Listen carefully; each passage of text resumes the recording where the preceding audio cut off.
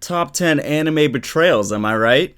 But in all seriousness, Hawks just released a monster. I mean, there's nothing more dangerous than a man with nothing to lose. So, it looks like we're having fried chicken tonight, boys.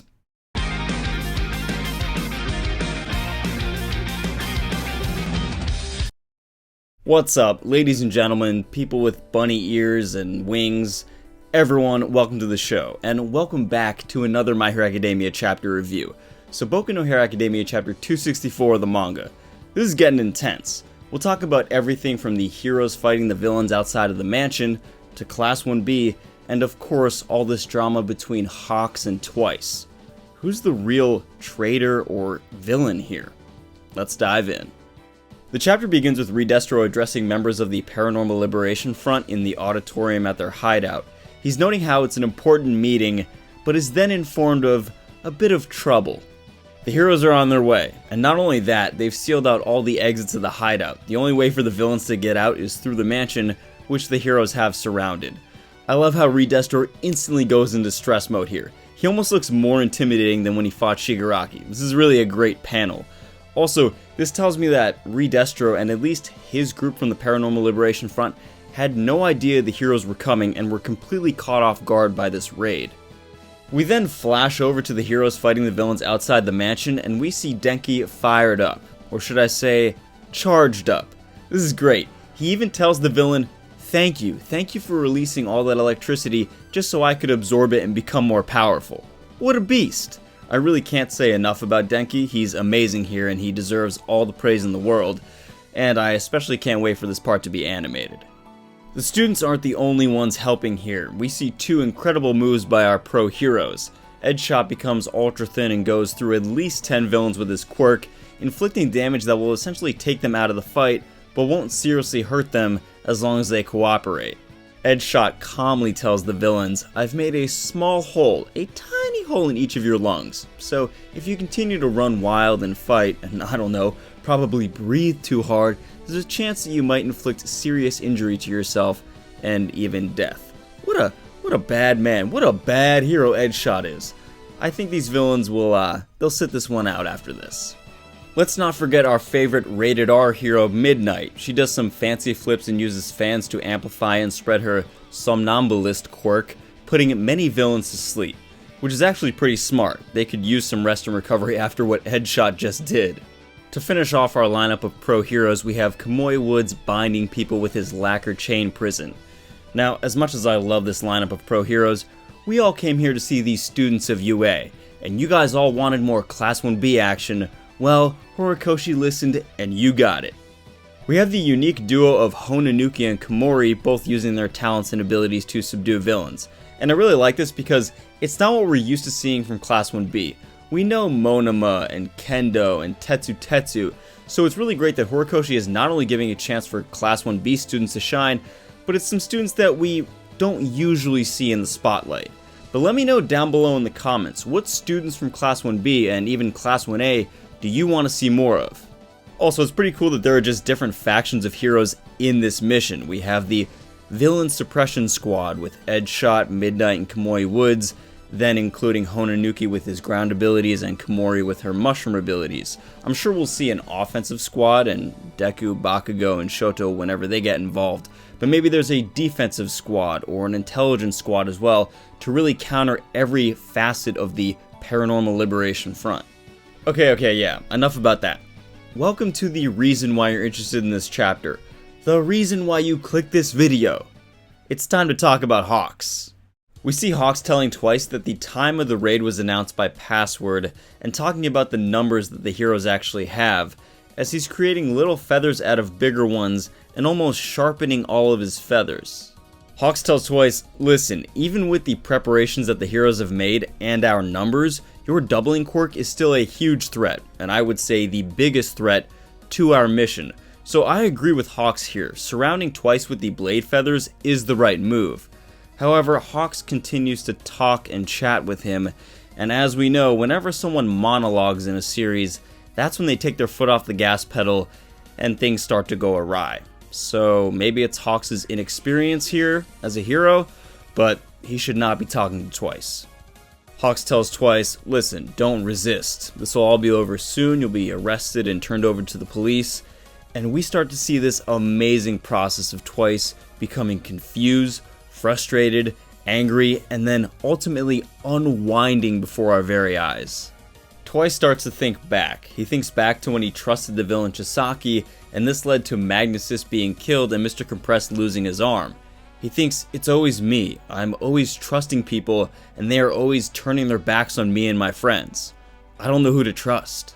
This is pretty cool to see because up until this point, Twice's problem has always been trusting himself. He wasn't sure if he was the real him, and he overcame that trauma and then believed in himself. Now he doesn't know if he can trust others or himself in making a judgment about someone else. So through this betrayal, Twice is kind of sinking back into that trauma that he previously overcame. And we'll talk about this in a bit, but that's why the image of his mask being ripped at the end of the chapter is so powerful. Twice is again broken. Twice is again split in half. I bet that going forward, if Twice does survive this, he'll go back to his split personality where he's like, hi, nice to meet you, oh, I don't care about you type of guy. And that's cool for fans of My Hero Academia to see because we do enjoy that, but at the same time it means that Twice is reverting back to his normal self and he can't trust anyone.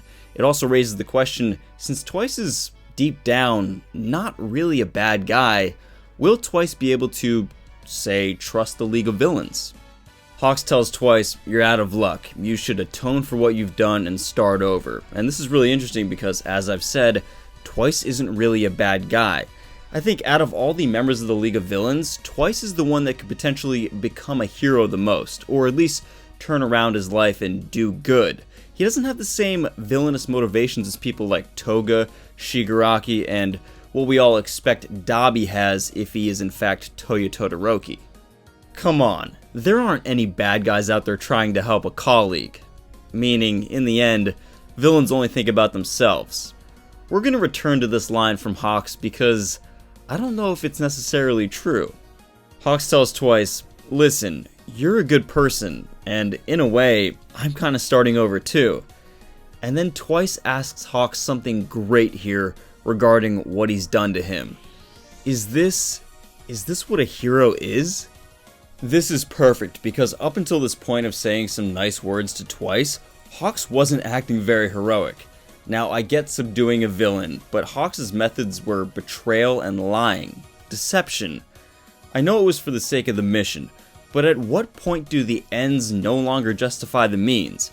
What if Hawks had to go further for this deception? Also, lest we forget, Hawks may have already gone too far in this deception and to keep this facade alive. He may have killed the pro hero Best Jeanist. So Twice, in asking him, is this what a hero is? He's saying, wow, is this what it takes for a hero to be heroic? Killing another pro hero just to obtain the trust of villains? Are you kidding me? I mean, between you or I, who's the good person here? And that's what I'd like to ask all of you. Who is a better person? Hawks or Twice? Or Twice? Twice begins to then struggle within Hawks' feather grip, and Hawks says, listen, Twice, I don't want to fight you. And this is kind of redeeming for Hawks, but it's a little bit too late. Twice says, that's your problem, Hawks, and he snaps. Twice says, my soul is screaming for one thing, liberation. Twice wants to be free of doubt, free of betrayal, free of not knowing anything, free of not knowing himself. Twice's mask then rips as he's struggling, and the beast is released. Ladies and gentlemen, the sleeping dragon has awoken. Twice uses his unlimited doubling quirk and his rage and his newfound mental state to create the super move, Sad Man's Parade. I don't know what to say. This is amazing. Traumatic Twice is back. I mean, I don't like that Twice is now going through a whole new trauma, but a broken man is certainly a more entertaining one. Gosh, I'm such a hypocrite.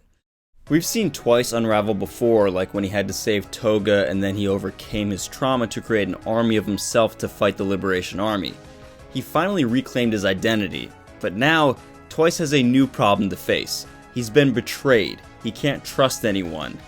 He feels he can't even trust himself. Is this true though? Does Twice actually not have anyone to trust? Remember that line, "There aren't any bad guys out there trying to help their colleagues"? Well, at the end of this chapter, we see Dobby with quite a look on his face, rushing up the stairs to help his colleague in villainy, Twice. It's kind of ironic. Twice could learn to trust again from perhaps the most untrusting person, Dobby.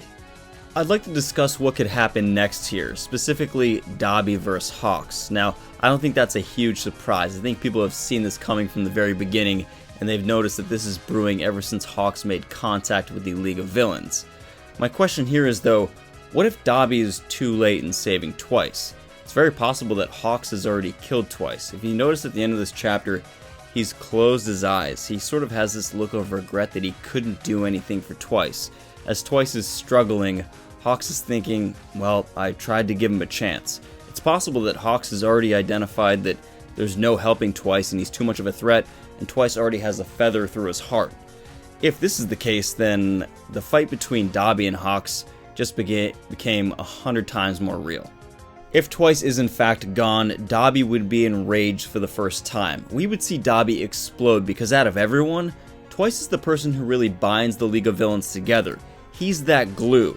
Dobby doesn't even like Shigaraki, their leader, as much as Twice. He wouldn't give him his name. And I know Twice doesn't know his real name, but out of everyone, Twice is the one who's most friendly with Dobby, or at least Dobby is the one who is most warmed up to Twice. I think we could get some interesting Dobby backstory if Twice in fact is gone, because Dobby would pretty much lose the only person he trusts, and really his only friend in the League of Villains. If you notice, Twice is really the only person that he gets along with and even likes. The other question here is, if Twice is truly in fact gone, then is Hawks still a hero for killing a villain? We can debate about the ethics around killing a pro-hero to gain the villain's trust. I think we can all agree that that's not very heroic. Even Twice can see that. But you have to keep in mind that Twice is the most dangerous villain here besides Shigaraki waking up, and it is Hawks' job and his mission to eliminate threats. Remember what Edgeshot said at the beginning of the last chapter or the chapter before it. Don't let any villains escape. No one leaves. If you guys let one villain escape, it's a threat to someone, some citizen, somewhere else in the world. So, is it necessary for Hawks to kind of throw mercy and compassion out the window to eliminate Twice and to achieve his mission and really to save people? Remember, before you sort of demonize Hawks and say he's a bad person compared to Twice, he did give Twice a chance. So if this look at the end of the chapter is in fact confirming or hinting at Hawks eliminating Twice, don't forget that Hawks, he did show mercy. He might be a questionable person gaining his trust and then betraying the villains and really using Twice to his advantage, but he did give him mercy. So that's what I want to know down below in the comments. Hawks, is he still a hero? Anyway guys, thanks for watching. Let me know down below in the comments. Is Twice truly a villain? Is Hawks truly a hero? And what's going to happen between Dobby and Hawks in the fight we all know is coming? I love your theories and I can't wait to read them. If you guys like My Hero Academia content and these chapter reviews, consider enrolling at UA today by subscribing. And be sure to click that bell so you never miss a lesson. Until next time, plus ultra.